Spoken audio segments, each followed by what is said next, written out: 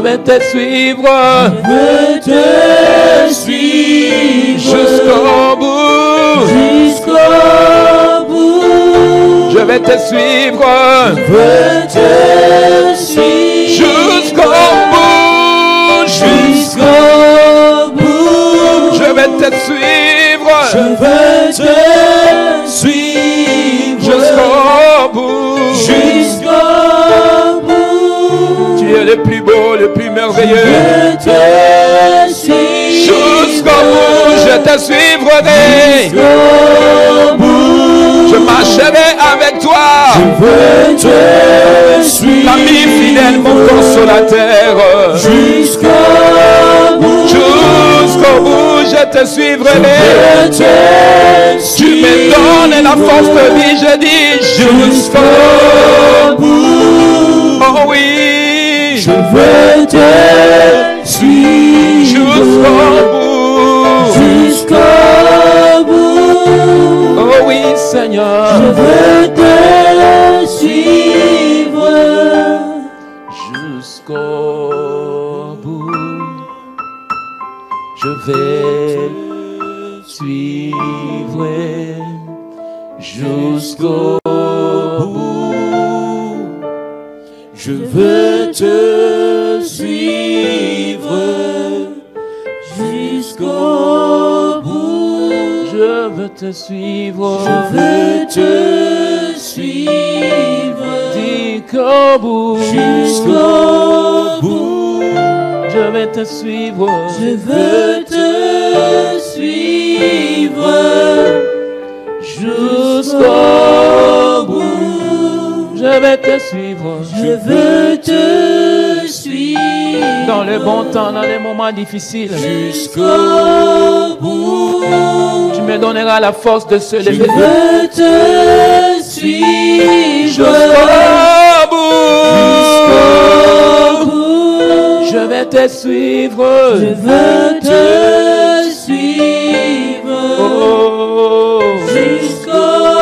Et il n'est pas là ce matin, mais le frère Mario a acheté des Bibles pour tout le monde. En tout cas, vraiment, ça c'est une bénédiction. Je me suis rendu compte que tout le monde à l'église a une Bible maintenant qui a de l'allure. Les gens avaient des Bibles qui faisaient honte. Regarde ton voisin, dit vraiment, je suis fier de ta Bible. En tout cas, ah, vraiment, vous n'êtes même pas content. Il faut que tu dises que je suis fier de la Bible que tu as maintenant. En tout cas, comparé à ton ancien Bible, il faisait peur. On sait que c'est la parole de Dieu, mais il faisait quand même peur. Quand même, ton mari regardait, il dit, ah, c'est ta Bible ça? Ton ami regarde, il dit, tu es chrétien, c'est ça ta Bible. Ta Bible fait honte. Il y a même des gens qui avaient honte d'ouvrir leur Bible en public. Donc il essayait de les mettre dans beaucoup de choses pour quand il ouvre là. Parce que tous les feuilles sont déjà déchirés. Il dit non, il dit que c'est la Bible la plus powerful. Oui, on sait, mais change un peu ta Bible. Tu changes tous les jours les chaussures. Maintenant, on bénit Dieu pour frère Mario qui a acheté des belles Bibles pour tout le monde. Quand je regarde, je vois des grosses Bibles. Vraiment, ça touche vraiment de voir que les gens ont des belles Bibles. Toi, si tu n'as pas encore procuré ta Bible, mets 40 $ à côté. Juste que vous répétez après moi, ça c'est ma Bible. Je suis ce qui dit que je suis. Ma bouche le confesse. Et dans mon cœur, je le crois. Au nom de Jésus. Amen. Avant de t'asseoir, touche deux personnes, dis-les que je ne suis pas ce que les gens disent que je suis. Mais je suis ce que la parole de Dieu dit que je suis. Amen. Alors on va prendre nos places, on va donner une bonne acclamation pour les musiciens. Je vois quelqu'un au besoin et quelqu'un au piano aussi en même temps. Prêcher ce matin, le thème de message de ce matin s'intitule « Le prix à payer pour suivre Jésus ». J'aimerais que tu regardes ton voisin et dis que le prix à payer, j'aimerais que tu le dis bien, le prix à payer pour suivre Jésus. Touche ton voisin encore, dis voisin, le prix à payer. Maman, Agneau tout seul. Maman, viens t'asseoir avec ta soeur ici. Viens t'asseoir avec ta soeur ici. Ma fille, viens aussi. Tu sors là-bas. On va voir comme si dans cette église, on vous a mis. Ma fille, toi aussi, sors là-bas. Va t'asseoir à côté de la femme de mon fils là. Il est juste là. Good. Pourquoi je vous mets comme ça proche? Ça veut dire que si personne dort à côté, toi tu peux les réveiller. Je dis, réveille, récap. Ok. Avant de commencer à parler, j'aimerais juste vous rappeler que nous avons le... Donc quand tu t'assois vraiment, on peut prêcher même 10 heures, tu ne seras pas fatigué. Les chaises sont vraiment très confortables. C'est des belles chaises. mais ça nous coûte un peu cher. Comparé à ce qu'on voulait acheter, ça venait à 43 $, mais celui-là revient à 46, plus taxes, ça revient à peu près 50 $ pour une seule chaise. Mais ils vont nous faire livrer. Mais pour y arriver à cela, nous avons besoin de ramasser en entour de 3 000 $. En fait, je vais vous aider aujourd'hui. J'étais assis avec mon petit frère hier. Comme mon petit frère, souvent, on se change beaucoup des idées avec lui. Et j'étais assis avec lui hier. Et puis, on était en train de suivre une église qui était en train de ramasser les fonds. Je crois aussi que c'était pour la rénovation de leur église. Et ils ont dit quelque chose. Ils ont dit qu'ils ont un défi de relever. Ils ont besoin de plus de 300 000 $. 300 000 $ pour pouvoir faire la rénovation de l'église. Mais il y a un frère qui a donné 100 quoi? 100 000. Là, il y a un frère qui a donné 100 000. Donc, il reste quoi? Il y a une autre qui a donné 145 000. Ok, ce n'est pas toute l'église. C'est 2 frères. Ok. Nous, on a juste 3 000 $. Dis à la personne qui est à côté, 3 000 $, c'est rien. Tu as promis à Dieu dans une église. Si ce n'est pas à citer de Dieu, dans n'importe quelle église que tu pars, tu fais un vœu. Tu dis non, je vais donner tel montant et puis tu disparais. En fait, le pasteur ne va pas te suivre. Mais l'effet que tu as promis devant le ciel, c'est Dieu qui va te suivre. Même si l'église ne te suit pas, Dieu va te suivre. Parce qu'un jour, Dieu va parler à un prophète pour dire non, non, toi, on ne te bénit pas parce que tu as beaucoup des enveloppes cachées chez toi à la maison. Va d'abord vider des enveloppes. Une fois dans une convention à Kolwezi, d'ailleurs, que je vais partir cette année, à Kolwezi, on a dit, il y a un sœur qui prenait des enveloppes dans toutes les actions. Et puis quand il est venu à la convention, l'homme de Dieu commençait à prêcher. Et puis il a dit, le Seigneur me parle pour cette sœur. Il va te bénir cette année, mais tu dois aller récupérer toutes les enveloppes que tu as prises dans toutes les églises et donner l'argent que tu as promis. La sœur est partie vite. Il avait un pile comme ça des enveloppes qu'il avait pris dans toutes les actions, partout qu'elle partait.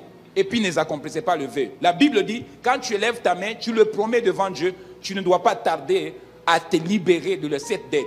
La dette que tu donnes à Dieu, il est plus important que la dette que tu dois à un homme. Amen. Parce que Dieu, si tu ne le payes pas à tes enfants, il va suivre ça à tes enfants. Et en passant, Dieu est capable d'aller chercher l'argent lui-même dans tes poches. Alors touche ton voisin, dit, je ne souhaite pas que Dieu vienne fouiller dans mes poches.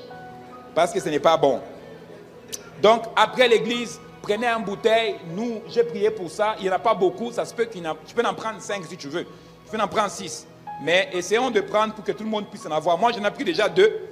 Et j'espère que tout le monde va en prendre. Et nous allons ramasser l'argent qu'il nous faut. Si Dieu vous bénit, vous ne pourrez pas besoin seulement de remplir les bouteilles. Vous pourrez venir avec l'enveloppe de 500 déjà, nous donner. Alléluia. Oh! Quand on parle de l'argent, les gens sont confusés, sont coincés. Dis à la personne qui est à côté de toi, j'attends mon miracle. Miracomanie. Oh, mon argent arrive. Jean chapitre 10 et le verset 11. Je vais parler aujourd'hui de le prix à payer pour suivre Jésus. J'aimerais vraiment nous aider ensemble par la grâce de Dieu de comprendre que je vais vraiment, par la grâce de Dieu, parler que suivre Jésus, ça coûte quelque chose. Suivre Jésus, c'est une décision qui coûte très cher. Qui coûte très cher. Et c'est une décision, quand nous prenons la décision de suivre Jésus, c'est une décision sans retour. C'est une décision sans retour. Quand tu acceptes Jésus-Christ comme Seigneur et Sauveur, ce n'est pas simplement de bonnes choses qui vont arriver. Nous avons bien entendu là-dessus, ce n'est pas seulement les bonnes choses qui arrivent quand on suit Jésus. Il y a beaucoup de choses qui peuvent y arriver dans le choix que tu as choisi de suivre Jésus. Et c'est pourquoi tu dois comprendre que quand tu as accepté Jésus dans ta vie, il y a un prix que tu vas payer pour le suivre lundi, mardi, mercredi, jeudi, vendredi, samedi et dimanche. Janvier, février, mars, avril, jusqu'en décembre, il y a un prix que tu dois faire afin que ta vie chrétienne reste stable. Et beaucoup de gens acceptent Jésus pour plusieurs raisons. Je peux vous l'aider aujourd'hui que ce n'est pas parce que tu es autour de Jésus qui veut dire que tu es en relation avec Jésus. Ce n'est pas parce que tu es autour de l'église qui veut dire que tu es en intimité avec le Père. Tu peux être autour de l'église, mais tu n'as pas jamais pris la décision de suivre Jésus. Parce que suivre Jésus, il y a un prix à payer. Est-ce que je peux entendre un bon amen? Jean chapitre 10 et le verset 26 à 30. On va se mettre debout, nous allons lire. Le frère Méchak a une bonne Bible, il va nous aider aujourd'hui. Il va lire un peu la parole de Dieu. Pendant que nous sommes debout, juste question de respect de la parole de Dieu, on va ouvrir nos Bibles dans le livre de Jean. Jean chapitre 10 et le verset 26 à 30. Vas-y mon fils. Mais vous ne croyez pas parce que vous n'êtes pas de mes brebis. Mes brebis entendent ma voix. Je les connais et elles me suivent. Je leur donne la vie éternelle et elles ne périront jamais. Et personne ne les ravira de ma main. Mon Père qui me les a donnés est plus grand que tous. Et personne ne peut les ravir de la main de mon Père. Moi et le Père, nous sommes un. C'est bon? Oui, jusqu'à 31. Tu peux continuer 31. Jusqu'à... Alors les Juifs prirent de nouveau une pierre pour le lapider. Amen. On va prendre nos places. Il y a d'autres versets que nous allons lire dans le chemin. Je vais parler sur 3 points. Et après cela, je vais pouvoir vous laisser partir. Ce soir, nous allons continuer l'enseignement que nous faisons sur le rêve et les interprétations. Nous sommes en train d'enseigner sur le rêve et les interprétations. Nous avons commencé à parler des femmes de nuit, des maris de nuit. Et nous avons vu beaucoup de choses sur ça. Nous avons vu des serpents, les gens qui rêvent la nuit, qui voient des serpents, qui les attaquent. Nous avons parlé des significations de certains objets. Quand tu dors la nuit et puis tu vois des objets, ça veut dire quoi? Donc ce soir, nous continuons là où nous sommes arrêtés et j'avais promis que ce soir, je vais interpréter certains rêves par la grâce de Dieu. Et je crois qu'en dernier temps ici, Dieu parle beaucoup aux gens par des rêves. Il y a des gens qui reçoivent des messages par le rêve, mais il y a aussi des gens qui sont attaqués la nuit. Nous allons parler de l'esprit de la nuit. Nous l'avons déjà parlé la première jour et aujourd'hui, je vais toucher ça encore et je vais continuer sur l'interprétation de rêves. Il y a un esprit qui attaque beaucoup les gens la nuit et nous allons l'identifier aujourd'hui. Et tu vas savoir que quand tu dors la nuit, tu as un cauchemar. Quel est cet esprit qui t'attaque pour causer ce cauchemar? Nous avons parlé de l'esprit de mari de nuit et de femme de nuit. Tout le monde connaît ça. Mais il y a un autre esprit qui attaque, qui oppresse les gens la nuit. Quand tu dors comme ça et puis tu t'es en train de crier « Jésus, Jésus » et ta voix ne sorte pas. Qui a déjà expérimenté cette expérience-là? Oh, les gens ne lèvent pas les mains parce qu'ils ont honte. Non, lève ta main. Don't care. We are going to kick that devil in Jesus' name. C'est une démon, c'est un esprit, c'est une forteresse. Quand il vient, il est fort. Tu peux prier, mais il va venir encore t'oppresser. Tu peux gêner, il peut venir encore t'oppresser. Et nous allons parler un peu de cet esprit-là, nous allons l'identifier. Et quand tu vas prier maintenant, tu sais, c'est bien de prier et de savoir à qui tu adresses ta prière. C'est bien de faire les combats spirituels si tu sais à qui tu es en train de faire l'affaire. Mais si tu pries seulement en désordre, c'est comme si tu es dans les guerres et puis tu tires en désordre. Tu dois cibler tes tirs. Tu dois cibler qui tu attaques, qui est ton ennemi. Tu dois savoir ton identité. Et quand tu connais, tu vas bien les boxer de la bonne façon. Et tu n'envoyeras pas tes prières en vain. Tu vas les envoyer à la bonne direction. Et ce soir, on va continuer sur ça. Et je suis tellement content parce que je sais que ces choses-là vont bénir aussi mon âme et ma vie aussi. Dans le nom de Jésus. Donc la Bible dit ici que Jésus était un homme qui attirait d'abord les foules. Jésus était un homme de public, était un homme qui attirait les foules. Si Jésus était dans notre génération aujourd'hui, nous pourrons l'appeler superstar. Vous savez, aujourd'hui, quand tu as un certain nombre de likes sur Facebook, on t'appelle superstar. On te met un bing bleu. Hein, tu es star. Il suffit seulement que tu écris un petit mot là, tout le monde va venir commenter sur ça. Tu es star. Et si Jésus était dans notre génération, je vous dis la vérité, s'il a déjà les bimes bleus de star, et si il était dans notre génération, je suis sûr qu'il pourrait aussi poster ses photos sur Instagram et sur Facebook. Jésus était star. Il était star parce que la Bible dit que là où Jésus était, il y avait une grande foule de gens qui l'entouraient. Beaucoup de gens étaient autour de Jésus. Mais ce n'est pas tous ceux qui étaient autour de Jésus qui étaient là pour devenir les disciples. Les gens venaient autour de Jésus pour plusieurs raisons. Beaucoup de gens venaient parce qu'ils étaient malades. Des gens venaient pour le regarder parce qu'il était intéressant à écouter quand il parle. D'autres venaient parce que Jésus n'était pas beau. En fait, les gens ils s'est trompés quand on prenait pour la beauté. Jésus n'était pas beau. Arrêtez de vous tromper avec les Jésus de films de Son of Man. Il y a un film qui est sorti dernièrement, je crois, là, en 2018, qui s'appelle le Son of Man. Le Jésus de ce film-là, il est trop beau. Jésus n'était pas comme ça. Ésaïe donne la description de Jésus, il dit qu'il était un homme qui n'avait pas ni beauté, ni rien pour attirer notre regard. Mais la Bible dit qu'il y avait une chose qui attirait les gens, c'est son discours. Une chose qui attirait les gens, c'est sa personne. Une chose qui attirait les gens, c'est l'amour que Jésus avait. Jésus était un homme d'amour. Son amour n'avait pas besoin de l'exprimer. Les gens voyaient l'amour de Jésus. Il y a des gens qui sont des gens d'amour. Quand ils se promènent comme ça, tu n'as même pas besoin qu'il te dise qu'il y a quelqu'un qui est l'amour. Tu le vois par son attitude, par son comportement. Tu dis non, non, cette personne-là vraiment, il est doux. Il est doux de caractère. Tu n'as même pas besoin qu'on le prophétise. Tu le vois. Mais comme quelqu'un aussi qui est mauvais, tu peux le sentir même, sans même qu'on te dise qu'il est mauvais. Il passe même, il a un mauvais cœur. Juste par son attitude et sa présence. Est-ce que je parle à quelqu'un ce matin? Jésus avait la même chose. Jésus, quand il marchait, la Bible dit qu'il y a plusieurs miracles que Jésus a fait. Il n'a même pas imposé les gens le main. Mais juste sa présence guérissait certaines personnes.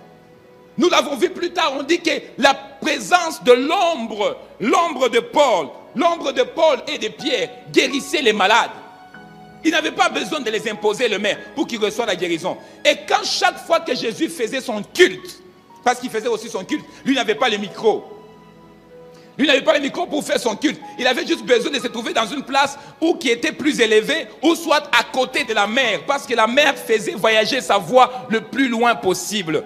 Dans des temps-là, il n'y avait pas de speaker comme nous avons. Donc Jésus ne criait pas non plus. Il parlait tellement doux, calme. Mais on dit que même les enfants, ils étaient édifiés par sa voix. J'aimerais que quelqu'un dise après moi, je veux être comme Jésus. Tu n'as pas besoin de crier. Tu parles et puis les gens sont édifiés. Tu n'as pas besoin de faire des efforts. Tu parles, les gens sont bénis. Tu n'as pas besoin de faire des efforts. Tu parles, mais les gens sont restaurés. Tu as déjà vu, tu es en train seulement d'exhorter quelqu'un, mais il est en train de pleurer.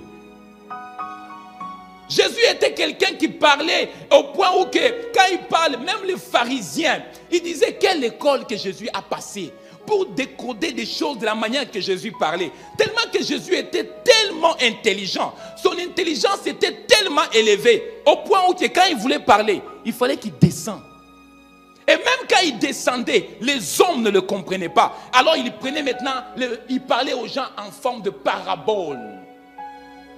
Parce qu'il était trop intelligent. Trop intelligent. Mais la Bible dit, Jésus, parce qu'il était un homme qui attirait les foules, il était un homme de bien. La Bible dit qu'il était quelqu'un de bien. La description de Jésus, on dit qu'il était quelqu'un de bien. Normalement, quand nous devenons enfants de Dieu, nous devons être des hommes et des femmes de bien. On doit voir du bien en nous. On ne doit pas voir du mal en nous. Parce que nous devons se ressembler à qui? À Jésus. Jésus était quelqu'un de bien. Si nous prêchons l'amour dans l'église aujourd'hui, c'est parce qu'il y a un sérieux problème. Normalement, quand nous avons accepté Jésus-Christ comme Seigneur et Sauveur, la Bible dit, Maman Agneau, que Jésus était l'homme d'amour. Donc Jésus lui-même était amour. Il n'avait pas besoin de parler trop sur l'amour parce qu'il est manifesté dans ses gestes, dans ses mouvements, dans tout ce qu'il faisait. Il était amour. Si nous prêchons l'amour aujourd'hui à l'église, c'est parce qu'à l'église, les gens quand ils viennent, ils sont autour de Jésus, mais ils ne sont pas les disciples de Jésus. Ils sont autour de Jésus parce que Jésus était quelqu'un de bien et il y avait toutes sortes de gens qui étaient entourés de Jésus. On dit qu'il y avait ceux qui venaient pour être guéris, il y avait ceux qui venaient parce qu'ils avaient des problèmes, il y avait ceux qui venaient parce qu'ils étaient fatigués de rester chez eux à la maison. Mais parmi ces gens-là, il y avait ceux qui étaient ses disciples. Il y avait ceux qui connaissaient sa voix, ceux qui savaient quand c'est le temps et quand ce n'est pas le temps. Et nous devons être pas seulement ceux qui viennent à la présence de Dieu pour tirer des bénédictions, mais nous devons être parmi ceux qui viennent à la présence de Dieu pour créer une relation avec Dieu. Dieu cherche des gens qui créent d'abord la relation avec lui, pas les gens qui veulent avoir la bénédiction. Les jours que Dieu ne te bénira pas, tu vas fuir. C'est pourquoi nous voyons des gens aujourd'hui, ça devient comme la tendance. Si tu veux être une église plus influence, plus parler de toi, tu dois être une église. Quand vous venez à l'église, ici, on fait toujours des miracles. Là, les gens vont venir. Quand il n'y en a pas ça, on ne vient pas. Quand il n'y a pas de miracle, on ne vient pas. Jésus était quelqu'un qui faisait le miracle. Mais la Bible dit qu'il y a des gens qui venaient seulement pour le miracle. Au point où un jour, Jésus a multiplié le pain. Il a multiplié le pain 2 fois.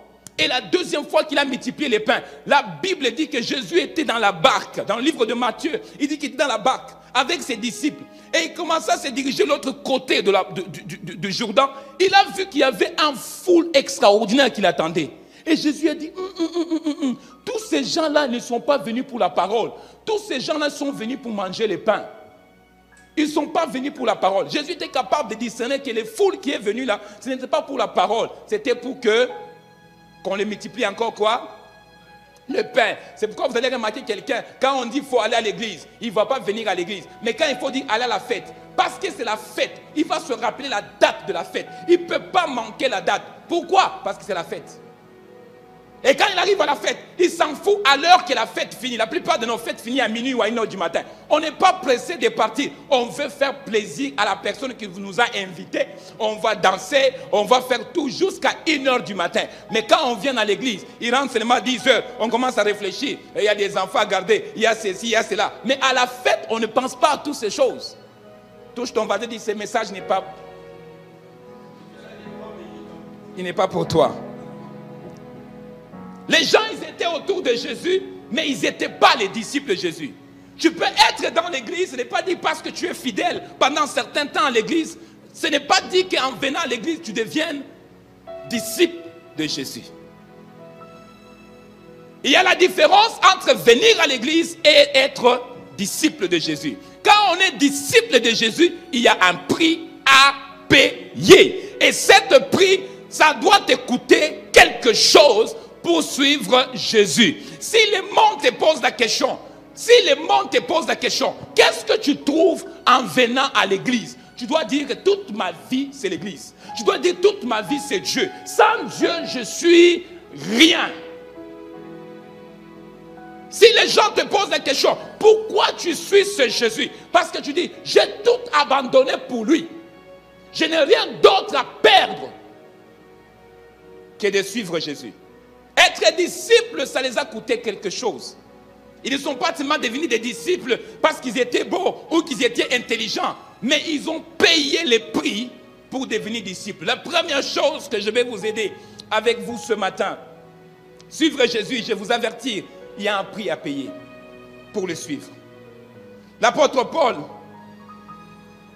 était parmi les gens qui ont payé les prix. Et vous devez comprendre que quand tu veux suivre Jésus, tu dois faire le choix de t'attacher à la vie céleste que plutôt à la vie terrestre. La vie terrestre, il y a beaucoup de choses qui sont attachées à la vie terrestre. Mais quand tu acceptes Jésus-Christ comme Seigneur et Sauveur, tu dois aussi être prêt à t'attacher à la vie céleste. Parce que notre vie ne se trouve pas sous la terre. Notre vie se trouve en haut. Nous ne sommes pas des citoyens de la terre. Nous étions citoyens de la terre, mais maintenant nous ne sommes plus citoyens de la terre. Nous sommes citoyens du royaume de Dieu. Ça veut dire qu'on ne doit pas trouver quelque chose de la terre en toi. Parce que ceux qui ont accepté Jésus-Christ comme Seigneur et Sauveur ont crucifié leur chair et ses désirs. Ça veut dire que quand on le voit, ce n'est plus eux qui vivent, mais c'est Christ qui vit en intérieur de eux. Quand tu acceptes Jésus, tu n'es plus attaché à rien de la terre. Ta vie est là en haut. Ta vie est là-bas. Qu'on te vole la voiture, qu'on te chasse de la maison, que ta famille te nie, personne ne veut pas de toi. Sois content parce que ta vie n'est pas attachée sur la terre. Ta vie est en haut. Quand nous allons mourir, tu vas mourir tout seul. Suivre Jésus, il y a un prix à payer. Le premier prix que tu vas payer en suivre Jésus, c'est le prix de ta propre vie. Jésus a dit, Luc chapitre 14, verset 27. Gabriel, tu vas lire cela.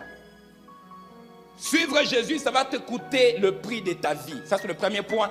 Et je vais pouvoir développer ça vite, rapidement. Et pour ceux qui vont marcher avec le Seigneur Jésus, qui veut être ses disciples, ne doit pas être les gens qui ne réfléchissent pas. Tu dois réfléchir et calculer le prix que tu dois payer quand tu t'engages et quand tu dis oui à Dieu.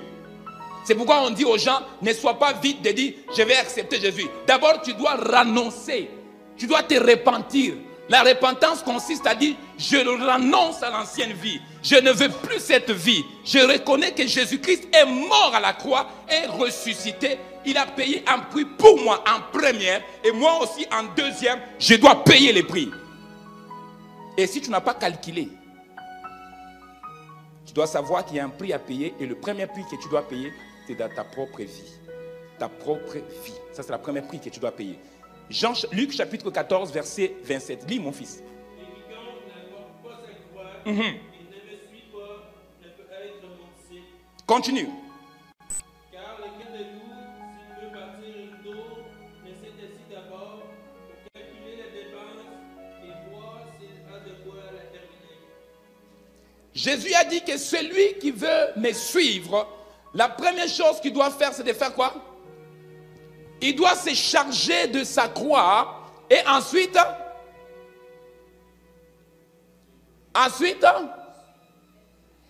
celui qui veut suivre Jésus, il doit se charger de sa croix. Ensuite, il va faire quoi? Il va suivre Jésus. Si tu veux suivre Jésus, d'abord, tu dois réaliser que ta vie ne vaut rien. Ta vie ne vaut rien. Ta vie ne vaut rien. En fait, je vais vous aider ce matin, je vais faire le plus possible pour que vous compreniez. Quand on veut avoir le maïs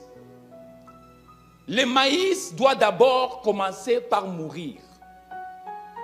Et la mort de maïs n'est pas seulement un mort qui reste. Le maïs doit mourir et pourrir complètement. Et une fois qu'il est mort dans la terre, ce maïs va maintenant produire d'autres maïs. Est-ce que quelqu'un me suit? Quand vous plantez un haricot, l'haricot va rester dans la terre, il va pourrir. C'est-à-dire qu'il va mourir. Et une fois qu'il meurt, il va maintenant produire d'autres haricots.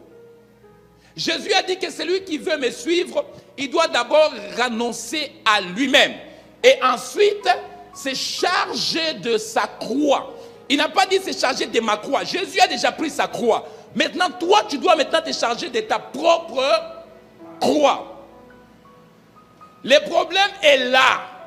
Le problème est là de se charger de sa propre croix. Le problème est là de se renoncer à nous-mêmes. Parce que quand on dit renoncer à toi-même, d'autres versions, il dit, tu dois te nier, tu dois te refuser. Ça veut dire qu'il y a certaines choses que tu avais l'habitude de faire avant, tu dois dire non à ça. Ça c'est bon, ça fait du bien, c'est du plaisir pour ton corps. Comme vous savez, j'aime toujours dire que le corps aime beaucoup de choses, hein, mais il ne dit jamais merci. Notre corps est sale, mais il ne dit jamais merci. Vous n'avez pas remarqué combien de temps on traîne notre corps dans le magasin, on les traîne dans les piscines, on les amène on va au Kiba, on va aux Républiques dominicaines, on le fait bronzer notre corps, on revient encore, on va les nettoyer, on les masse notre corps, et notre corps ne dit jamais merci. Il demande, il continue toujours à demander. Vous n'avez pas remarqué ça? Hein, vous les nettoyez jour après jour. Il veut toujours s'habiller, il veut apparaître bien, il veut être présentable, il veut que les gens lui apprécient, il veut avoir de l'acte. Notre corps demande et il ne dit jamais merci. Mais Jésus dit, si tu veux me suivre, tu dois renoncer à cette vie-là. Tu dois dire, non, je ne veux pas de cette vie-là, mais je vais porter la croix. Et qu'est-ce qui se trouve dans la croix? Il y a l'insulte, il y a le rejet, il y a l'abandon, et les gens ne vont pas toujours t'apprécier, parce que Jésus était rejeté de gens. On l'a jeté, Jésus. Et la Bible dit que quand il prenait la croix était lourde. Ça veut dire simplement que la vie chrétienne, quand tu renonces à toi-même, ça ne veut pas dire que tout va être rose. Vous vous trompez. C'est pourquoi beaucoup de chrétiens, quand ils viennent au Seigneur, ils commencent à avoir des persécutions. Ils commencent à dire, oh non, ce n'est pas de Dieu. Oh, faya. Non, Dieu permet les persécutions parce qu'il y a un prix à payer en suivant Jésus. Les gens ne vont pas t'applaudir. Les gens vont te persécuter. Les gens pensent comme ça. Quand on devient prophète, les gens vont nous aimer. Les gens vont t'insulter. Les gens vont t'insulter. Les gens vont t'accuser. Tu vas être accusé. Tu seras mal comprise par les gens. Pourquoi Pourquoi tu es mal comprise? Parce que tu as renoncé à toi-même. Je ne veux plus de cette vie. Je veux la vie qu'on appelle la vie de Zoé. Je ne veux rien de cette terre. Tu sais, hier, j'ai de la peine ce matin parce que je prêche par courage, je prêche par amour de prêcher, par l'amour de l'œuvre de Dieu. Mais j'ai de la peine dans mon cœur. J'ai passé carrément la moitié de ma nuit en pleurant et j'ai mal dormi ce matin. Je viens de perdre quelqu'un que j'aimais, j'appréciais beaucoup. Et hier, quand on était au cimetière, on était en train de faire la cérémonie, les enfants sont venus, ils se sont collés sur moi. Et je n'étais pas capable de rester là-bas, j'étais obligé de sortir, je dis, je repars, je retourne à Trois-Rivières parce que je n'étais plus capable. Donc je ne supportais plus de voir toutes les scènes. Mais il y a quelque chose qui m'a monté dans mon esprit. C'était de réaliser que quand on va mourir, notre corps sera cousu. Quand on va mourir, notre corps ne fonctionnera plus. Quand on va mourir, on n'aura plus le temps de se maquiller. Quand on va mourir, on n'aura plus le temps de dire « je ne me suis pas bien habillé avant d'aller à l'église ». On n'aura plus le temps de dire que non, je ne suis pas mis les parfums pour aller à l'église. Et j'ai passé devant le cercueil de mon ami. J'ai encore sur mon téléphone les derniers textes que nous nous sommes changés. Le blague que nous sommes faits, nous deux. Et quand j'étais en train de lire cela, mes larmes n'arrêtent pas de couler. J'étais avec mon fils Honoré. Et sa femme, il savait que j'étais la seule personne que j'étais comme son confidente. Et puis il y a beaucoup de choses qui se confiaient à moi. Et c'est moi qui avais, jusqu'à présent, je suis la dernière personne qui a eu les dernières paroles de cet homme et sa conversation. Et des blagues que je lui ai fait juste pour le mettre dans une attitude pour qu'il puisse sourire. Mais quand j'ai réalisé que on était obligé de le laisser tout seul, dans une terre, loin de sa maison, loin de son travail, loin de son église, loin de ses fidèles, loin de tous ses pasteurs qu'il invitait, loin de tous les Facebook, loin de Instagram, loin de l'ordinateur, loin des téléphones, loin de tout le monde, dans une place boue, loin de maison, loin de Super C, loin de toutes choses. Et on doit les descendre dans une terre toute seule, dans une coffre en bois. Et c'est là que j'ai réalisé que Jésus a dit, celui qui veut me suivre, il doit renoncer à lui-même et qu'il se charge de sa croix et qu'il me suit. Parce que si tu vis ta vie chrétienne pour ton voisin, il va mourir, il va aller tout seul. Oh non, il ne va pas à l'église, moi aussi je ne veux pas à l'église. Tu vas mourir, tu iras tout seul. Bien-aimé, il y a un prix à payer de ta vie quand tu veux suivre Jésus. Il y a un prix à payer de ta vie quand tu veux suivre Jésus. Suivre Jésus, ce n'est pas une affaire de j'ai. Oh, j'ai donné ma vie au Seigneur. Maintenant, je suis chrétien, je suis fier de devenir chrétien. Ça doit te coûter quelque chose. Qu'est-ce que tu as laissé pour Jésus?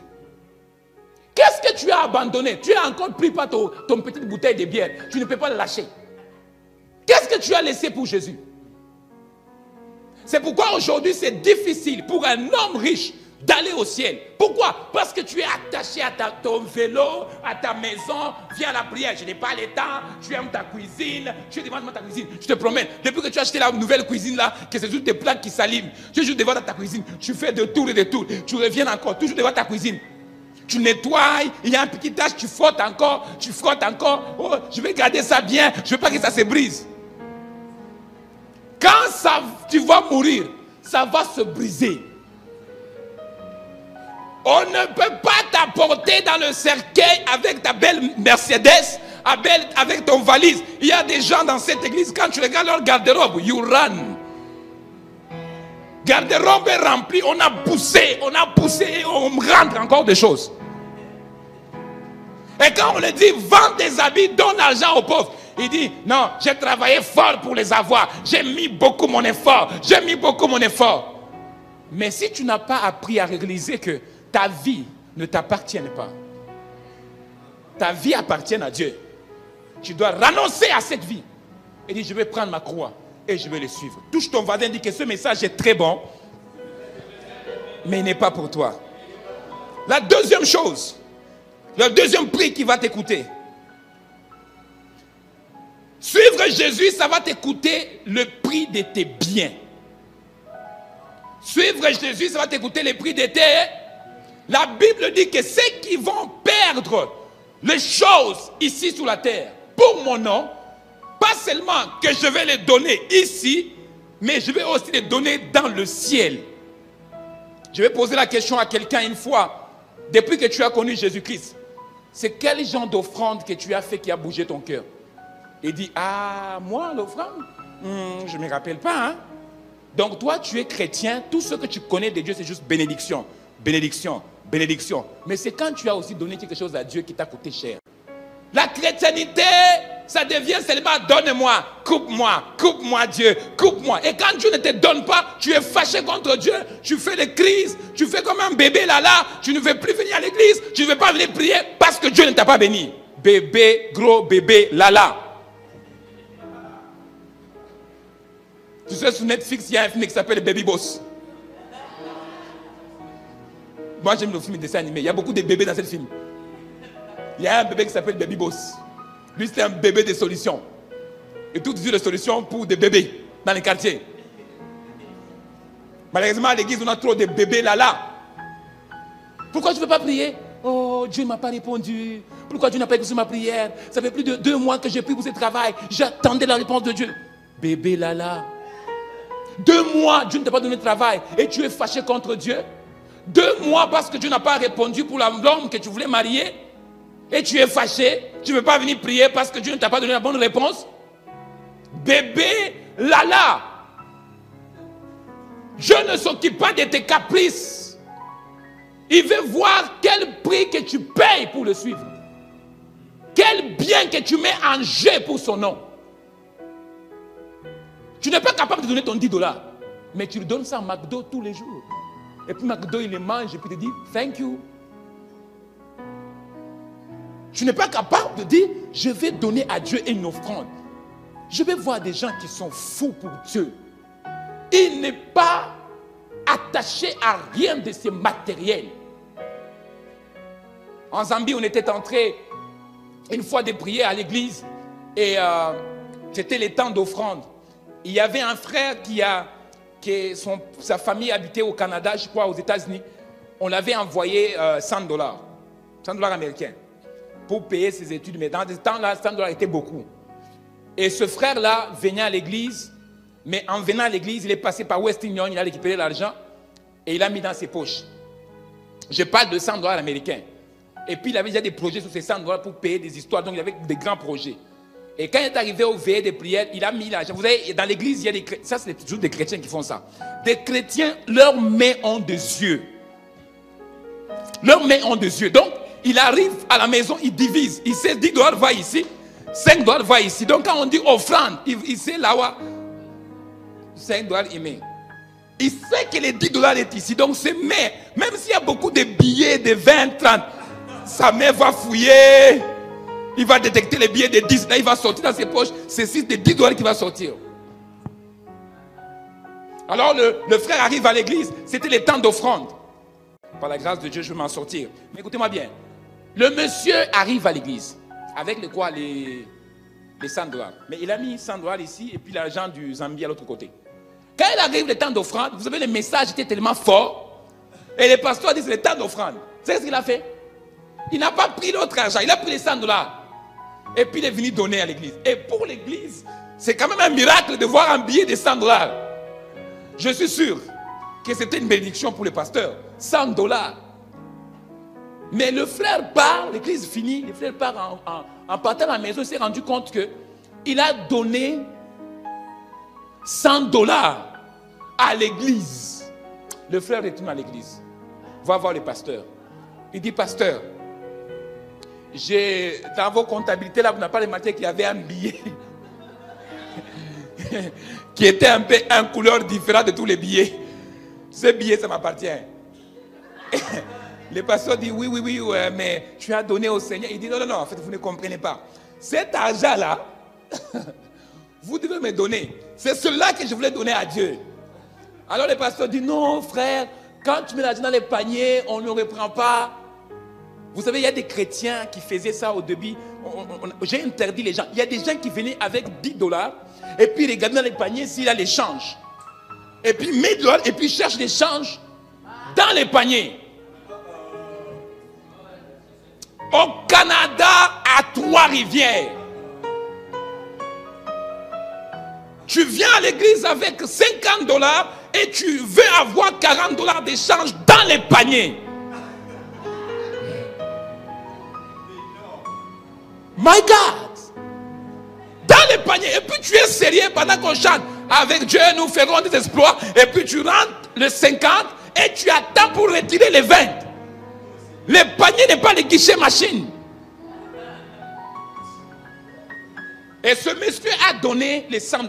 Il a dit au pasteur, non, non, non, vous ne comprenez pas. Pasteur a expliqué, pasteur a donné tous les versets de la Bible. Frère ne voulait rien savoir. Il voulait qu'on lui donne les 50 $ américains. Alors, vu que le frère insistait, le pasteur a dit, ok, je ne vais pas offenser la foi de le frère. Le pasteur a pris les 500 $, il lui a remis. Le frère a dit, merci pasteur. Et puis le frère est parti. Arrivant en route, les policiers, vous savez, au Congo, là, les policiers là, du Congo, quand ils te voient la nuit pour eux, tu es suspect. Même si tu n'es pas armé, tu es suspect. Il faut qu'ils te fouillent. Alors, on l'a fouillé et on a pris les 100 $. Et puis, on l'a laissé partir. Et malheureusement, il y a beaucoup de chrétiens comme ça. Je ne prêche pas pour Montréal, je prêche pour Trois-Rivières. Il y a beaucoup de chrétiens que Dieu ne le délivrera pas de la pauvreté parce que quand ils viennent à l'église, ils sont en train d'examiner combien je vais donner à Dieu. Non, non, non, je n'ai pas beaucoup, je le donne 10 $. Mais tu as 20 $, mais tu donnes à 10 $. Et pour que l'autre 10 $, tu puisses aller acheter les tailles. Touche ton voisin et dis, ce message n'est pas pour toi. Non, non, non, je ne vais pas tout donner, vraiment. Je donne 10. L'autre 10, je vais les garder. Quand les pasteurs parlent de bouteilles, je ne prendrai pas aucune bouteille. J'en ai déjà trop donné à cette église-là. J'en ai déjà trop donné. Même Dieu, vraiment, il voit mon cœur. J'ai trop donné. Je n'ai rien. Suivre Jésus, ça te coûtera du bien. Ça te coûtera plus que l'argent que tu comptes dans ton compte de banque. En fait, je te lance un défi. Si tu aimes vraiment Dieu, tu dois montrer à Dieu que tu l'aimes. Salomon a donné à Dieu une offrande qui a bougé le trône de Dieu. Oh oui! Dieu a dit, petit, ton père a donné 100 moutons, 100 bœufs.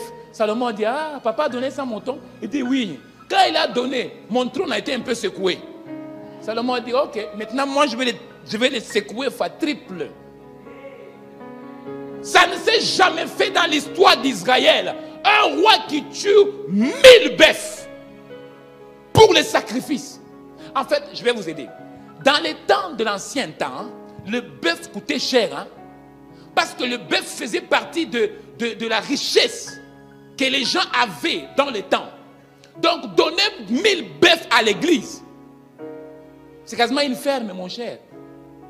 Même pas une ferme, plusieurs fermes. Dans une ferme normale, il doit y avoir au moins 100 bœufs. Il y a d'autres qui ont 200. Quand je vous parle des fermiers au Québec, ils ont 100, 200, d'autres 150. Mais lui, il a donné 1000 bœufs à Dieu.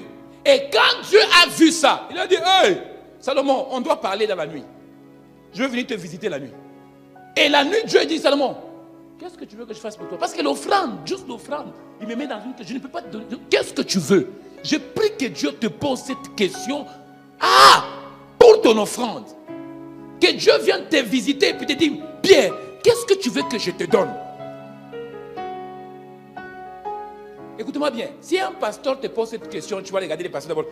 Est-ce qu'il a de l'argent? Est-ce qu'il va me donner? Mais si c'est Dieu qui te pose cette question, mon gars, réponds-le tout ce que tu veux, il va te le donner. Et Dieu a béni Salomon. Et la Bible, bien. Moi, je regarde beaucoup les hommes les plus riches, mais on dit que Salomon était l'homme le plus riche. Il n'y a personne qui a, jusqu'à aujourd'hui, la richesse de Salomon. Bill Gates est milliardaire, mais il n'a jamais dépassé Salomon. Le gars millionnaire qui se trouve au Qatar, qui a des avions aujourd'hui, qui a des bateaux, tout ça, et qui a acheté les équipes de football, il n'a pas arrivé à la cheville de la richesse de Salomon. Pourquoi? Parce qu'il a donné ses biens à Dieu. Combien de gens aujourd'hui donnent le bien à Dieu? Jésus fait une offrande à l'église. Il dit, vous allez donner l'offrande. Et puis il demande de donner l'offrande. Mais quand ils sont venus pour donner l'offrande, Jésus dit, de tout le monde qui ont donné l'offrande, il y a juste cette dame-là qui a donné l'offrande plus que tout le monde. Suivre Jésus, ça va t'écouter plus que de bien. Ton argent ne t'appartient pas quand tu suives Jésus. Ton argent appartient à... Ta maison ne t'appartient pas. Ta maison appartient à... Josué dit, moi et ma maison, nous servirons. Mais beaucoup de gens disent cette phrase, mais vraiment, ça ne tient pas les bouts. Hein? Si toi et ma maison, moi et ma maison, nous servirons le Seigneur. C'est toi et ta maison, vraiment, vous servez le Seigneur. Dernière chose que je vais terminer avec. Suivre Jésus va vous coûter la persécution. Les chrétiens n'aiment pas de problème. Mais je t'informe aujourd'hui que suivre Jésus, ça va t'écouter. Ça va t'écouter. On va te persécuter. On va te lapider. On va t'accuser faussement. Il y a des fois là, arrête de te justifier. En fait, les jours que tu as accepté Jésus, c'est les jours où que tu as mis la décision de provoquer la guerre mondiale dans le monde des ténèbres. Tu sais, avant quand tu étais yanké, hein, tu n'avais pas de problème avec personne. Hein. Avant quand tu étais prostitué, personne ne te dérangeait. Avant quand tu étais païen, nobody. Tu étais en paix avec tout le monde. Mais depuis que tu es devenu chrétien, on t'accuse faussement, on ment des choses contre toi. Il y a même des choses que tu sais très bien que tu n'as pas fait, mais les gens disent oui, elle est comme ça. Mais tu sais bien que tu n'es pas comme ça. La persécution. Et la persécution ne va pas seulement s'arrêter dans le niveau où que les gens parlent de toi. Ça va même aller au point où on te met en prison. Ça arrive bientôt. Ça arrive bientôt. Ou que si tu es chrétien, tu dois t'affirmer avec honnêteté et droiture. Parce que ça peut te risquer en prison.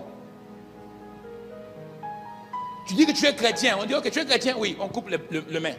Tu es chrétien, oui, je suis chrétien, on coupe l'autre bien. On coupe ton pied. Tu es chrétien, on va t'étrangler. On va voir maintenant des vrais chrétiens. Parce que les gens qui sont attachés au matériel, ils ne veulent pas venir à l'église parce qu'ils sont au travail. Il ne veut pas venir à l'église parce qu'il est fatigué. Il a travaillé 8 heures, overtime, il est fatigué. Tu es attaché trop à tes biens. Tu es trop attaché à tes biens. Oh, je n'ai pas le temps pour prier. À la prière, nous sommes occupés. Hein? On a beaucoup de choses à faire. Quand on va t'enterrer, tu n'auras pas beaucoup de choses à faire.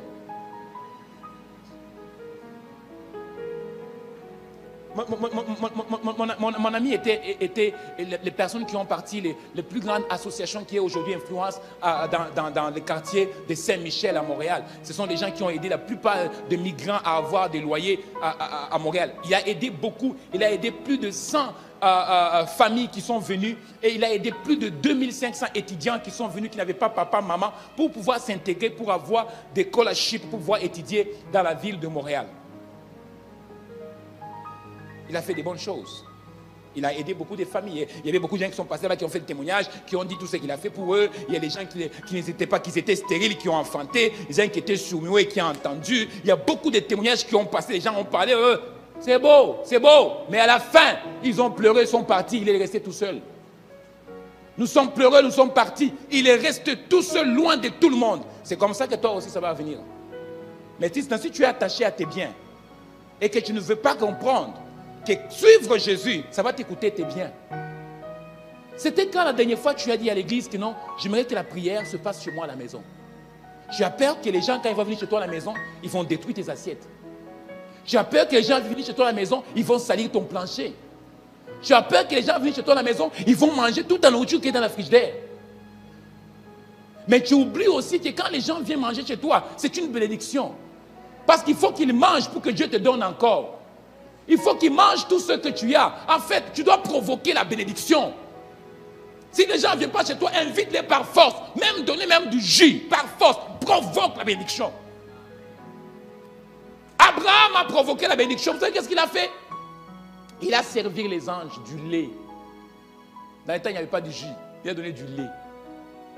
Les anges ont bu du lait.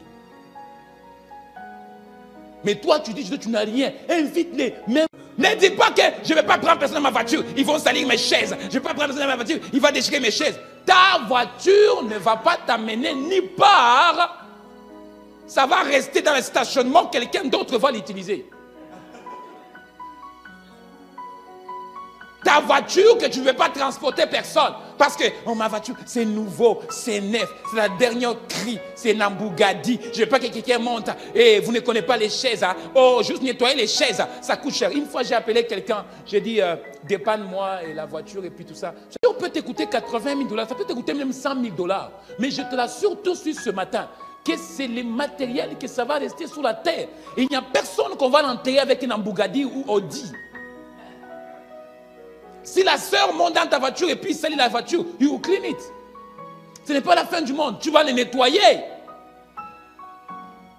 Cette mentalité, quand les gens viennent à l'église, oh je ne me sens pas bien ici, ce n'est pas ma place, oh je vais trouver l'autre place, je ne me sens pas bien. Tu n'as jamais crucifié ta chair. Et tu ne t'es jamais converti. Parce qu'un chrétien, un vrai chrétien doit renoncer à soi-même. Oh les gens ne me parlent pas. Et toi tu parles à qui? Les gens ne m'adressent pas la parole. Toi, tu adresses la parole à qui? Toi, même quand tu rentres à l'église avec ta petite sacoche, c'est comme... Tu parles à personne.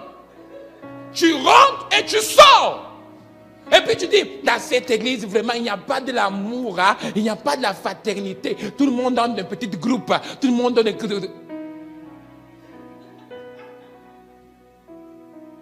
Il faut t'intégrer. Il faut t'intégrer. Fais ta place. Dis que c'est ma maison aussi. C'est mon église aussi, c'est mon pasteur, j'ai ma place aussi. Si eux ils balayent là-bas, moi je vais aussi aller balayer. S'ils ne me parlent pas, moi je vais les forcer de me parler. Hey, bonjour. S'ils ne se présentent pas, je vais aller les voir, je me présente, je m'appelle pasteur Simon. Est-ce que toi, tu crois ton nom? Tu habites où? Arrête de dire, oh non, non, à l'église ça va vraiment, je suis malade, il ne vient pas venir me voir. C'est quand tu as appelé sœur X et sœur Y pour lui dire, je suis malade, venez me voir. Mais tu n'appelles personne. Mais tout ce que tu veux, c'est juste que tu veux que les gens veulent caresser ta fameuse caprice. Parce que tu ne t'es jamais renoncé à toi-même. Tu as amené tes caprices du monde dans l'église. Tu fatigues les mamans d'autrui, les femmes d'autrui, tu les fatigues. Les hommes d'autrui, tu fatigues tout le monde. Les frères, là, quand ils me regardent, là, j'ai l'impression comme s'il a un problème contre moi.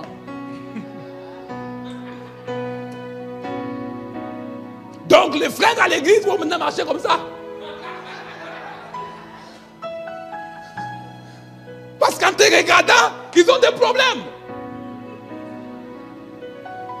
Donc les frères commencent à marcher comme ça. Bonjour ma soeur, oui bonjour mon frère. Dis à ton voisin, charge-toi de ta croix. Charge ta croix. Prends ta croix. Prends ta croix. Et c'est à cause de ça que les gens viennent à l'église. Ils te disent, oh, dans cette église, on m'a rejeté. À cette église, je me sens mal d'appeler tel. Moi, je n'ai pas habitué à ça. Tu n'as pas encore crucifié ta chair. Et je corrige ça tout de suite. C'est biblique.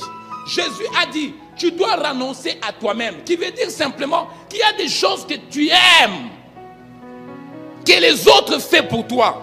C'est pourquoi à l'église, les gens disent qu'à l'église, il n'y a pas l'amour. En fait, l'église ne produit pas l'amour. C'est les gens qui produisent l'amour envers le frère et le sœur. Les bâtiments ne produisent pas l'amour à personne. C'est juste un bâtiment. Mais l'amour vient d'où? De toi. Oh, on ne m'aime pas. Et toi, tu aimes qui? Oh, on ne m'appelle pas. Ton numéro, tu as donné à qui? Tu n'appelles pas personne. On va dire Amen ici. Tu vas être le premier dans ta voiture. Tu t'assois et puis tu vas te texter. Et j'ai remarqué que les gens aiment trop les textos que de s'asseoir avec un frère pour dire je me présente, je m'appelle tel frère. Et en passant, vous dites toujours Dieu ne donne pas les mariages. Mais comment Dieu donne les mariages si tu ne commences pas à parler avec les frères à l'église?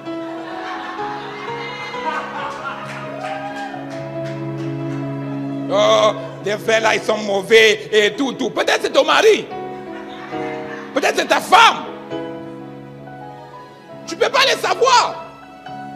Les frères viennent à l'église, ils te disent seulement bonjour. Et ils disent au nom de Jésus, Jesus.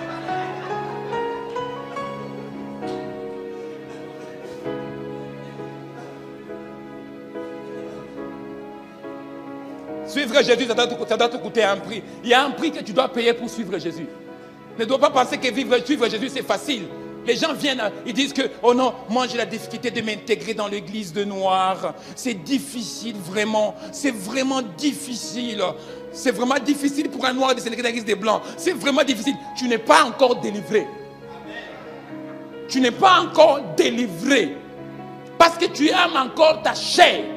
Parce que quand on est enfant de Dieu, il n'y a pas noir, il n'y a pas blanc. Nous sommes tous nés par le sang de Jésus et sanctifiés par son sang.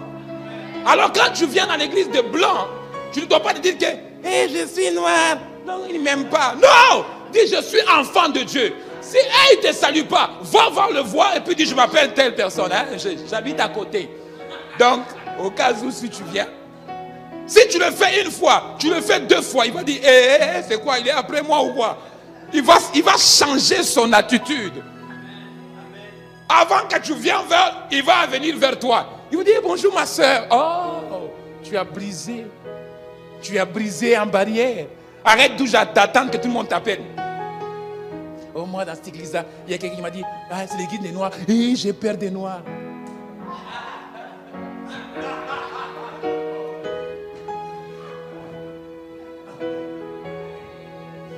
J'ai peur des noirs. Ils m'ont fait peur des noirs. Nous sommes une église des nations. Une église des nations, ça veut dire que Dieu m'a pris de l'Afrique, du Congo, il m'a amené en Zambie, Zimbabwe, il m'a amené jusqu'au Canada. Je ne savais pas que je vais croiser des Béninois, je ne savais pas que je vais croiser des Togolais, je ne savais pas que je vais croiser des Congolais, des Congo-Brazza, je ne savais pas que je vais croiser des Haïtiens. Je n'ai aucune idée que je vais croiser un jour, je vais croiser des Québécois. Aucune idée, aucune clou. Je vais croiser des Rwandais, aucune idée. Dieu a fait par son amour, parce qu'avec Dieu il n'y a pas de frontières, avec Dieu il n'y a pas de barrières. Apprendre à renoncer à toi-même, à ton égoïsme, apprendre à renoncer à dire moi j'aime toujours rester tout seul, je suis enfermé dans ma chambre tout seul, je ne veux pas que personne me dérange. Sors dans ça. Sois une femme et un homme qui parle avec tout le monde. Si quelqu'un ne te parle pas, va le voir et dis hey mon frère, ça fait 2 semaines que tu ne m'as pas dit bonjour, j'espère que tu vas bien, je t'aime avec l'amour du Seigneur. Paul a dit que vous devez vous saluer l'une et l'autre avec de saints baisers. Et Paul ajoute dit que vous devez vous aimer avec l'amour de Christ. Qui veut dire que le Christ veut simplement dire le oint. Qui veut dire que si nous avons le oint en nous, l'onction doit se communiquer. Ça doit se communiquer. On se voit, on se sent, lui il est comme moi. C'est comme l'aimant qui est attiré par le métal. Quand on se voit, parce que nous sommes métal, l'aimant qui est le Holy Ghost, quand nous venons proche du métal, qu'est-ce qui se passe là? Nous sommes attirés l'une envers l'autre parce que nous avons le Holy Ghost. Mais quand on n'a pas le Holy Ghost, on va saillir et on va se manger. Pasteur Simon, nous devons prier pour l'unité dans l'église. À l'église, il n'y a pas l'unité. Oh, je ne ferai plus de prières de l'unité à l'église. L'unité ne doit pas être seulement dans l'église, l'unité doit être dans ta vie à toi-même. Sois uni d'abord avec tout le monde autour de toi. Oh, Pasteur Simon, les diables amènent beaucoup dans l'église, il y a des barrières. Quelles barrières? Si nous sommes en Christ, la Bible dit que Dieu nous a affranchis de tout esclavage. Nous sommes libres. Il n'y a aucune barrière devant moi. Il n'y a aucune barrière. Et la dernière chose, suivre Jésus, ça va t'écouter votre famille et vos amis. Suivre Jésus, ça... Tu veux que tout le monde de ta famille t'appelle? Parce que tu es chrétien, il ne faut pas t'appeler. Avant tu étais catholique, tout le monde t'appelait. Mais depuis que tu donnes ta vie au Seigneur, tu viens un jour de désobéir à ta mère. Donc il ne veut pas t'appeler. Et vous avez remarqué qu'il y a la guerre entre des chrétiens, on appelle ça des chrétiens protestants évangéliques et les catholiques. Il y a la guerre. Et quand tu attends, ton enfant avant était catholique et puis maintenant il décide de se baptiser chrétien, on dit oh là là, mon fils vient de se perdre là. Et la guerre commence. Et j'ai vu des familles nier, les parents nier leurs enfants à cause qu'ils sont devenus des chrétiens. Ça ne doit pas te choquer parce qu'en acceptant Jésus, tu dois payer les prix. Tu dois te préparer émotionnellement que les choses semblables peuvent t'arriver. Quand on accepte Jésus, on perd aussi des amis. Il y a des amis qui ne vont plus marcher avec toi parce que vous n'êtes pas compatibles. Ça ne marche plus là. C'est comme l'huile et l'eau. Ça ne se mélange pas. L'huile et l'eau, ça ne peut pas se mélanger. Et toi, tu as l'huile. Et les autres sont de l'eau. Vous ne pouvez pas vous mélanger. C'est impossible. Écoutez ce que Matthieu dit. Matthieu chapitre... À cette verset, les jours que je l'ai lu, j'avais peur. Ma première fois que de lire cette verset, j'avais vraiment peur. Matthieu chapitre 10, verset 32. J'aimerais que vous l'écoutez attentivement. Vous allez entendre Jésus, ce que Jésus dit. Ça, c'est Jésus qui parle. Ce n'est pas Paul, mais c'est Jésus lui-même qui parle. Qu'est-ce que Jésus dit? Gabriel, vas-y. C'est pourquoi quiconque me confessera devant les hommes, je le confesserai aussi devant mon Père qui est dans les cieux. Mais quiconque me reniera devant les hommes, je le redierai aussi devant mon Père. Écoutez-moi bien. Je vais aller doucement. Ce que Jésus est en train de dire ici, c'est que c'est lui qui va avoir honte de moi devant les gens. Je vois beaucoup de chrétiens qui ont honte de marcher avec une Bible. Ça, c'est une vérité. En 2019, beaucoup de chrétiens ne veulent plus se promener avec Bible. Beaucoup de chrétiens déchargent la Bible dans leur téléphone. C'est une seulement signe de honte. Ils ont honte qu'on leur dise qu'ils sont chrétiens. Ils ont honte qu'on sache dans le métro que tu es en train de lire la Bible. Il a honte qu'on sache que dans le terminus, il est en attente d'autobus et il lit la Bible. Le chrétien d'aujourd'hui, on a honte. On a honte de dire à notre futur mari ou future femme que je suis chrétien. Le fait que si je dis qu'il est chrétien, il va partir, tu vas le perdre. Je t'annonce, vaut mieux qu'il part que de rester avec toi parce qu'il va aller en enfer. Je n'ai pas honte de le dire. Soit qu'il reste, mais il partira pareil en enfer. Il faut que tu le dises pareil, il faut que tu le dises. Si tu ne le dis pas, c'est ton problème, mais tu dois le dire. Si tu as honte de moi aujourd'hui, je serai aussi honte de toi devant mon Père. Nous allons tous mourir un jour. Je ne sais pas pourquoi je vous dis ça, mais nous allons tous mourir. Il n'y a personne qui va rester ici éternellement. Nous allons tous mourir. Et quand nous allons mourir, qu'est-ce qui va se passer? Qu'est-ce qui va se passer quand on va mourir? On va partir tout seul. Il dit ceci. Jésus dit, il est venu apporter la division entre les disciples et leur famille. Le verset qui va plus bas, il explique très bien. Ils disent que Jésus est venu mettre la division entre une amie et le monde. Il est venu mettre la haine dans la famille. Celui qui accepte Jésus doit comprendre que la famille ne doit pas toujours l'applaudir. Parce que devenir chrétien dans le pays musulman, ces hommes et ces femmes payent le prix de devenir chrétien. Tu vas comprendre que ta chrétienté n'est pas fondée seulement pour des bénédictions. C'est un choix que tu sais que le matériel ne peut pas t'amener à aimer Dieu. Tu aimes Dieu parce que tu réalises son amour. Il est mort à la croix pour toi. Il a payé le prix de ta vie pour toi. Je suis né avec Hugues, mais quand je vais mourir, je ne mourrai pas avec Hugues. Il va aller tout seul. Il a son choix à faire, il va faire son choix tout seul. Et Jésus a dit ceci, il n'est pas venu que la famille soit unie, il est venu que la famille soit divisée. Il a parlé de la division, il faut vous m'aider là-dessus, vous comprenez ça très bien. Ce qu'il voulait simplement dire par là, c'est qu'il ne faut pas qu'il y ait rien de ton cœur qui est attaché à ta famille. Parce que le diable peut venir frapper à ta famille et pour t'avoir. Combien de gens aujourd'hui ne prient pas parce que tel membre de sa famille n'est pas correct?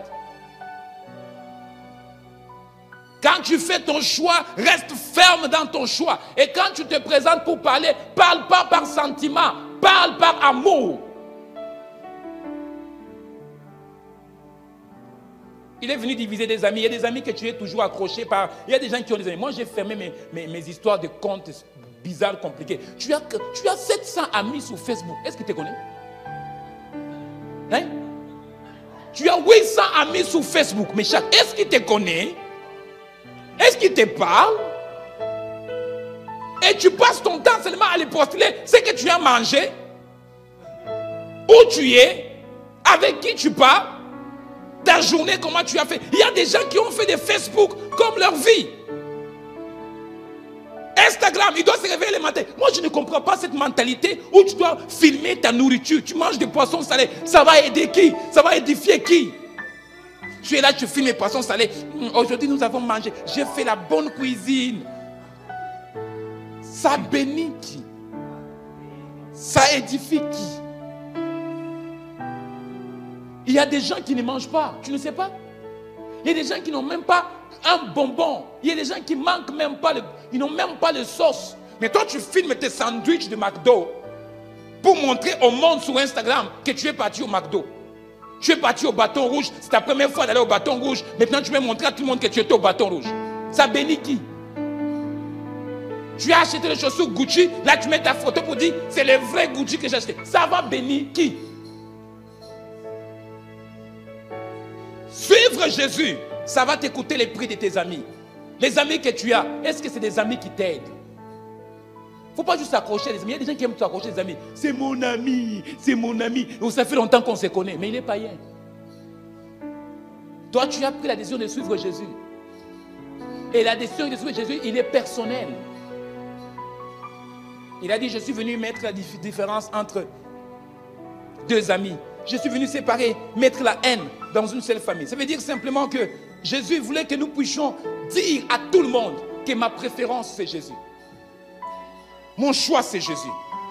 Jésus voulait qu'on dise à tout le monde, mon premier amour, c'est Jésus. L'homme de ma vie, c'est Jésus. Pourquoi? Parce que quand je vais fermer mes yeux, c'est celui qui va m'attendre à l'autre côté, à la porte. Et il va me souhaiter le bienvenu. Cette fois-ci, ce n'est pas pour que je puisse mourir. Cette fois-ci, c'est pour l'éternité. Et j'ai fini ce message pour dire simplement, est-ce que tu es prêt à payer le prix pour suivre Jésus? Est-ce que tu es prêt à payer le prix pour suivre Jésus? Parce qu'il y a un prix à payer. Et tu ne peux pas seulement dire, je suis chrétien le matin, pas le soir. Je suis chrétien seulement le dimanche, pas le lundi. Je suis chrétien seulement de temps en temps, quand ça m'étend. Quand ça ne m'étend pas, je ne suis pas chrétien. Tu es chrétien jusqu'à la mort. Et j'aimerais entendre dans l'assemblée de Dieu que les chrétiens arrêtent de dire que non, je souffre. Tu dois par contre te réjouir dans la souffrance. Réjouis-toi dans la souffrance. Sois dans la joie parce que tu souffres. Dieu a dit même dans la persécution, vous devez vous réjouir. Merci Seigneur parce que les gens me persécutent. Merci Seigneur parce que les gens m'insultent. Merci Seigneur parce que les gens m'haïssent. J'aime bien dire ça. Hein? Si tu vois que tu n'as pas beaucoup d'ennemis, demande à Dieu qu'il t'ajoute encore. Si tu remarques que dans un mois, personne ne parle pas de toi, cherche, provoque quelque chose que les gens parlent de toi un peu. En passant, parce que quand ils parlent de toi, c'est comme ça que Dieu te bénit aussi. Il te faut les ennemis pour que Dieu puisse t'élever. Est-ce que vous savez ça? Il te faut des persécuteurs pour que ton onction aussi soit augmentée. Donc si tu n'as pas les persécuteurs, Dieu ne peut pas augmenter l'onction dans ta vie. Oh, j'ai fini avec ça. Meshach, Paul et Silas, on les a attrapés et on les a mis en prison. La Bible précise très bien, on les a mis en dessous de prison, qui veut dire on les a mis dans une place plus sécuritaire, qu'ils ne pourront pas sortir. Et ensuite, on a enchaîné leurs mains. Mais pourquoi on a fait tout ça là? Ils n'ont pas tué, ils n'ont pas volé, ils n'ont pas escroqué, ils n'ont pas dérouté quelque chose de gouvernement. Ils ont juste délivré une femme qui avait l'esprit de Python. Mais ça les a coûté cher. Mais il a fallu que Paul et Silas soient arrêtés et mettre dans la prison. Parce que dans cette époque, l'évangile n'était pas encore prêché en Europe. Est-ce que je parle à quelqu'un? Donc, le fait qu'on a arrêté Paul et Silas, c'était pour permettre que l'évangile soit prêché en Europe. Sinon, si l'Europe n'a pas entendu parler de Jésus, Paul et Silas, ils étaient enchaînés. Et la Bible dit, au milieu de la nuit, ils ont commencé à chanter. Comment tu peux chanter pendant que tu sais bien qu'on va te mettre dehors de la maison? Comment tu peux chanter pendant que tu sais que tes factures sont déjà dépassées le rouge? Comment tu peux chanter pendant que tu sais que tout le monde au quartier ne veut pas de toi? Comment tu peux chanter que pendant qu'il y a la haine, même quand les gens te regardent comme ça, tu as peur de le regarder à cause de la haine? Mais la Bible dit au milieu de la nuit, les gens commencent à crier, commencent à chanter le louange de Dieu. Et quand il chantait, la Bible dit que les prisons commencent à secouer. Je vais annoncer à quelqu'un avant de clôturer mon message que les prisons là où on t'a mis, ça va secouer. Par tes louanges, par des cris de joie, tu vas secouer le mur, l'endroit dans lequel on t'a mis. Je suis sûr qu'à cause de ta délivrance, toute ta famille sera sauvée. À cause de ta délivrance, toute ta famille verra la gloire de Dieu. Je prophétise à quelqu'un que tu dois chanter la louange dans la situation dans laquelle tu es. Tu dois chanter la louange dans la situation dans laquelle tu te trouves. Parce qu'en chantant, Dieu est en train de couper les chaînes qui te lient. Dieu est en train de couper les chaînes de ta famille, de ton père, de ta mère, de ta tante. Pendant que tu chantes, Dieu paye les factures qui est en train de traîner dans ton garde-robe. Dieu, il les paye parce qu'il y a quelqu'un qui a compris que ce n'est pas le temps de pleurer, mais c'est le temps de se réjouir. L'apôtre Paul dit, réjouis-toi dans le Seigneur. Et encore, réjouis-toi dans le Seigneur. Je viens parler aux amoureux de Jésus. Les gens qui vont se réjouir même quand les choses vont mal. Les gens qui vont chanter la louange même quand les gens les persécutent. Les gens qui vont louer Dieu même quand ils sont dans le lit d'hôpital. Il va dire, mon âme bénit le Seigneur. Et n'oublie pas aucun de ce bienfait. Car je n'avais rien, tu as pourvu pour moi. Car on m'avait mis dehors, tu vas trouver une maison. Mon âme bénit le Seigneur. N'oublie pas aucun de ce bienfait. J'étais dans le lit d'hôpital. Tu as envoyé ton ange pour me guérir. Mon âme bénit le Seigneur. Et n'oublie pas aucun de ses bienfaits. Si Dieu n'a pas fait quelque chose pour toi, tu ne vas pas pousser les cris de joie. Mais si tu sais qu'il a fait quelque chose pour toi, tu étais déjà mort. Tu étais déjà mort. Mais il t'a tiré de fumée. Tu étais déjà mort, il t'a renforcé. Tu étais mort. Personne ne voulait pas te parler. Personne ne pouvait pas te regarder. Mais Dieu t'a lavé. Il a repassé tes habits. Il a mis le parfum de Holy Ghost.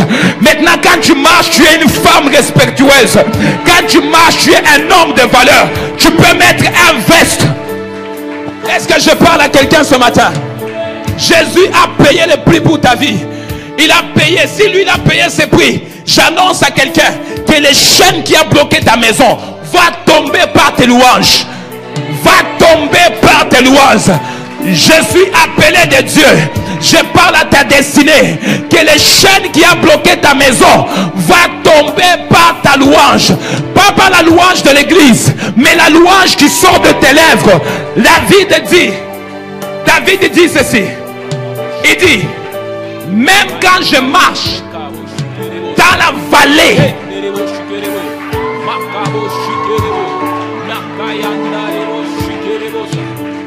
même quand je marche dans la vallée de l'ombre de la mort, ça veut dire simplement qu'autour de moi il y a la mort, mais moi je n'ai pas peur parce que je sais que son bâton, son wallet me rassure.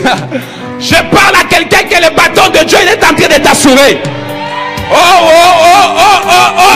Je parle à quelqu'un que le bâton de Dieu t'a rassure. Mais il ne finit pas là. Il va plus loin pour dire, je dresse devant toi en face de tes ennemis. Je sais que tes ennemis veulent voir comment Dieu va te bénir. Mais je t'assure aujourd'hui que Dieu va te gifler avec sa grâce. Dieu va te gifler avec sa faveur. Dieu va te gifler avec sa bénédiction. Laisse-les se moquer de toi. Laisse-les se moquer de toi. Mais ils vont voir ce que Dieu va faire avec toi. Je parle à quelqu'un ce matin. Ils vont voir ce que Dieu va faire avec toi. Seigneur, nous te disons merci pour ce matin. Nous bénissons ton nom. Commence à l'élever. Commence à élever son nom là où tu es. Dis-lui merci pour tes enfants. Dis-lui merci pour ton travail. Dis-lui merci pour ce que Dieu t'a déjà donné. Dis-lui merci pour la famille qu'il t'a donné. Il t'a donné une famille si merveilleuse. Dis merci à Dieu pour des bons enfants. Dis merci à Dieu pour les enfants à venir.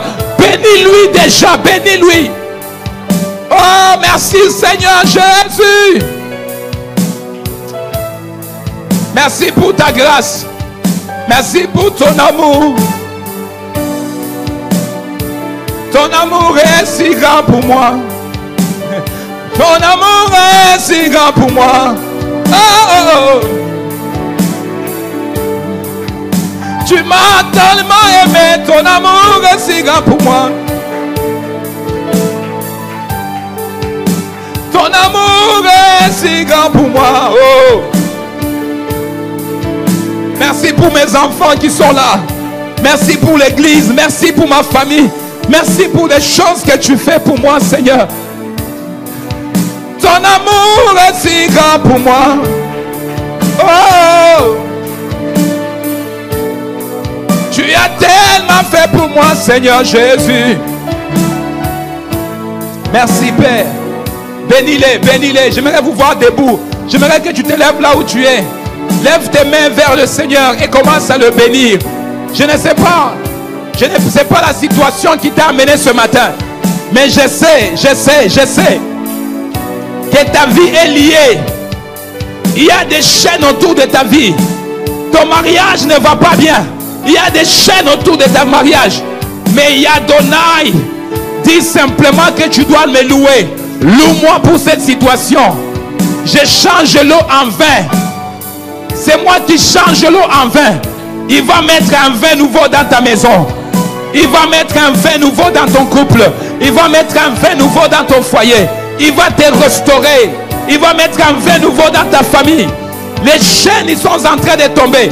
J'aimerais voir des gens qui prient. J'aimerais voir des gens qui reconnaissent qu'il y a des chaînes qui sont en train de tomber ce matin. Oh, merci Jésus. Merci Jésus. Merci. Cette parole était pour moi. Cette parole était pour mon âme. Je reçois cette parole. Je le reçois pour mon âme. Je le reçois pour ma vie. C'est une révélation que tu me donnes. C'est une révélation pour mon corps. Oh, oh, oh.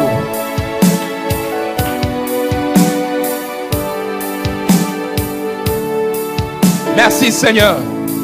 Il nous reste encore une seconde. Commence à prier. Bénis Dieu pour ta maison. Bénis de dépôt aux enfants. Des enfants intelligents. Des enfants qui ont la crainte de Dieu. Oh, bénis Dieu pour ça. Bénis Dieu pour ce qu'il fait de ta vie. Merci Seigneur. Rabashi Ablos. Korabababa Shanta Rababa Soto Roboshai. Oh Rababashi Ablosaya. Merci Seigneur. Pendant que nos mains sont élevées, j'aimerais prier pour quelqu'un ce matin. J'aimerais prier pour quelqu'un. L'Esprit de Dieu n'arrête pas de me pousser à prier pour cette personne. Raboshi Abroko Sata. Pendant que nos mains sont élevées, j'aimerais juste quelques secondes qui nous restent. J'aimerais juste que tu réalises que Shadrach, Meshach et Abednego, ils étaient dans la fournaise de feu. Mais le feu ne les a pas brûlés. Le feu ne peut pas brûler. Je viens de dire à quelqu'un que tu es dans la fournaise, mais le feu ne va pas t'atteindre. Tu es dans la fournaise, oui, c'est dur, je sais que c'est dur. Mais je t'annonce ce matin que c'est prophétiquement que le feu ne va pas t'atteindre. Le feu ne va pas t'atteindre. Le feu ne va pas t'atteindre. Tu es dans la fournaise, mais je prophétise que tu vas sortir là-dedans intact. Parce que Jésus est avec toi. Jésus est avec toi. Korabashi Abros. Hey. Pendant que je déclare cela, il y a le Seigneur qui guérit quelqu'un en même temps. Je vois une forte guérison. Que le Seigneur il est en train de guérir quelqu'un au problème. Il a un problème de respiratoire. Tu as la difficulté de respirer. Pendant que je parle, Dieu il est en train de briser cette chaîne. C'est une maladie qui a duré longtemps, mais Dieu guérit cela. Dans les semaines qui viennent, tu vas sentir comme une air qui va souffler en toi. Je l'ai vu en esprit. C'est comme une air sombre qui est sortie. Mais il y a une autre air qui est rentrée en toi. Tu vas sentir que tes poumons seront dégagés. Tu vas sentir que dans tes poumons, il y aura l'air qui va circuler. Dieu m'a dit de te dire qu'il y a une guérison qui est en train de se produire dans le nom de Jésus. Oh, merci Jésus. Merci Jésus. Merci. Merci Adonai. Merci. Le problème des coups est guéri. Les épaules, je vois une douleur au niveau des épaules. Dieu te guérit. Je enlève ces douleurs. Je vois le migraine. Il y a un migraine. Dieu guérit aussi cela. Je vois un problème au niveau de ventre. Un problème au niveau des ventre. Et Dieu est en train d'enlever cela aussi. Je vois, c'est comme des douleurs intenses aussi. Je vois la main de Dieu te toucher. Et Dieu met la guérison sur cela. Oh, Sharababasi Abosh. Je vois les problèmes au niveau des genoux. Dieu guérit cela. Je vois les problèmes au niveau de la digestion. Je vois au niveau des digestions. Tu as des problèmes avec la digestion. Dieu est en train de guérir au nom de Jésus. Il y en a un qui ressent. Oh my God, oh my God, oh my God, oh my God, oh my God. Il y a quelqu'un qui voit, qui ressent une douleur au niveau de son. C'est comme dans son ventre, mais au niveau gauche. Ça pique comme une aiguille. Ça pique comme une aiguille. Et Dieu les guérit aussi. Commence à toucher là, il n'y a plus de douleur. Dieu est en train de guérir des gens ce matin. Korababa Shiablos. Rabababa Shandarababa Soto. Koramama Shiablos. Koramama Soto Roboshaya. Je vois les problèmes des yeux guéris. Je vois une douleur au niveau des yeux gauche. Le Seigneur guérit cette personne aussi. Oh merci, merci, merci. Dans le nom de Jésus. Je vois une dame à l'hôpital. Je suis en train de voir une dame à l'hôpital. Oh Rabashi Kabrosaya. Oh Rababasata. Koramaya Kusabraya. Le Saint-Esprit est en train de guérir les gens ce matin. C'est une matinée de délivrance et de guérison surnaturelle. Il est en train de le faire dans ton corps, je vois. Il le fait, il opère cela au nom de Jésus. Il est en train d'opérer. Je vois une personne, ce que je vois dans l'esprit, je vois, c'est comme le main. Je vois le main. Et je demande au Saint-Esprit pourquoi je vois le main. Et le Seigneur me parle du problème de main. Et je demande pourquoi le main. Il dit, il y a un problème avec le main. Et le Seigneur est en train de te guérir cela aussi. C'est là aussi, je vois un problème au niveau de main, Ah, je comprends maintenant, je comprends. Raboshaya. Je vois quelqu'un, c'est comme le main. Et le Seigneur me présente le main. Et je demande à Dieu pourquoi le main. Il me dit que tout ce que ses mains touchent, il a l'impression comme s'il y a un trou dans ses mains. Tout ce qui rentre dans ses mains, on le prend. Et il ne comprend pas pourquoi cela y arrive. Le Seigneur dit qu'à partir de maintenant, parce qu'il y a les chaînes qui sont en train d'être brisées, que tu n'auras plus ce problème. Tous ceux qui rentreront dans tes mains seront multipliés au nom de Jésus. Seront multipliés. Il n'y aura plus aucune réclamation au niveau de tes mains. Aucune réclamation. Dans le nom de Jésus.